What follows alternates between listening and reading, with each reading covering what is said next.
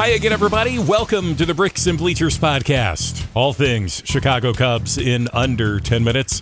Spring training is here. Pitchers and catchers are reporting today in Arizona. It's been a busy offseason for the Cubs front office, and there's still talk of another big move or two to be made. My thoughts on that and how the roster will shake out just ahead. 2025 Cubs campaign getting underway today in Arizona. Manager Craig Counsell, the first to show up this morning. Pitchers and catchers are due to report today, pitching and catching, the two areas that needed upgrades the most from last season. Bullpen struggles, especially first half of 2024, were a real detriment, and the lack of production from the catcher spot, pretty big story as well, as Yan Gomes regressed and Miguel Amaya really never got going until after the All-Star break. Cubs' top three starters are back: Shota Imanaga, Justin Steele, and Jamison Tyone. Cubs added Matt Boyd from the Guardians. And the fifth starter could be one of many. I'd say Javier Assad or Colin Ray will begin the year as the Cubs' fifth starter, unless another move is completed before the season. We've seen Assad the last couple of years. Colin Ray is new to the Cubs here on a one-year deal. Cubs have a lot of young arms who could fill the back end of the rotation. Some of those guys may begin in the bullpen or wind up in Iowa. Ben Brown, Caleb Killian, Jordan Wicks, Cody Poteet, just to name a few. A couple guys who may be optioned up to Chicago later in the year include Cade Horton and Brandon Birdsell. So a lot of talent to go around, just not enough positions to fit everybody in. There has been talk online recently of the Cubs having interest in Dylan Cease of the San Diego Padres. You know, they drafted Cease back in the mid-teens. I want to say it was 14 or 15. Shipped him off to the White Sox in the Eloy Jimenez deal midway through 2017. Cease threw a no-hitter with the Padres last year, shortly after they acquired him from the Sox. Could be a nice story, having Cease reuniting with the Cubs. He's won 13 games or more, 3 of the last 4 years. But control is an issue at times. He does have a high number of walks and passed balls. As long as it's not an overpay situation, I think shoring up the rotation with Cease is a good move. And Cease probably is the best starting option still available. Having one more solid starter also helps conserve the bullpen. I think some of the problems the Cubs have had the last couple of years has been tied to not having 5 solid starting options. Bullpen logs a lot of innings, and even if they hold on for a while, that's not sustainable in the long run. Quick look at the Cubs bullpen coming into 2025. It looks a lot better on paper than at this point in recent years. It's a case of having too many arms than you can keep on the roster. 13 pitchers on the active roster. We've talked already about 6 of them. Ryan Presley, just acquired from the Astros as the likely closer. Porter Hodge performed well in that role the last couple months of last season. He could be an option, but I think he is probably more suited for the 8th inning setup role than Presley coming in to close it out in the 9th. Hodge, of course, could still be a closer on some days where Presley may have had work the last couple days prior to that.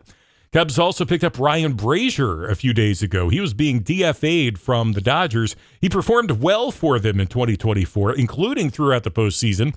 But the Dodgers simply have more arms than they have roster spots. Brazier, I say, is 36 or 37, and they felt that they could move on without him. You think back a year ago, that's how the Cubs acquired Michael Busch from the Dodgers, and that turned out pretty well. So let's hope that that same scenario can take place moving ahead this year with Ryan Brazier in the Cubs bullpen.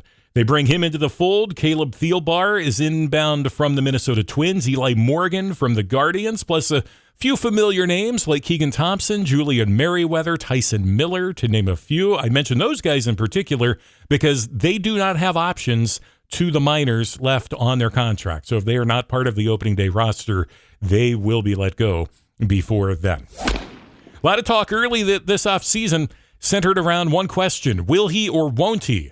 That question being about Cody Bellinger opting in or out of his contract with the Cubs in 2025. He opted in to stay with the team, and then they dealt him on to the New York Yankees.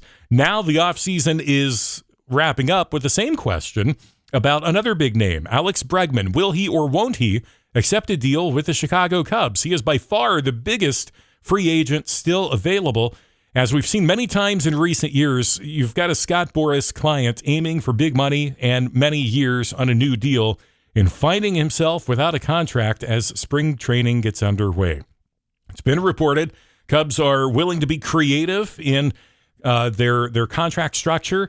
I've seen 3 years, roughly $100 million with opt-outs being offered to Bregman, but he reportedly is not interested in anything less than 6 years, nor is he interested in opt-outs. I know some of his offensive stats regressed a bit in 24. He's almost 31 years old, so there is concern for a long-term deal. That is certainly warranted, but I have no problem with roughly $30 million or so going to Bregman the next year or two. Definitely would be an improvement at third base defensively and at the plate. I say that's a good signing, but if it doesn't happen, Matt Shaw has been looking very nice in the minors, and if he can continue to develop and put up numbers like what he's been doing in the minors, Cubs are going to be fine even if they take a pass on Bregman.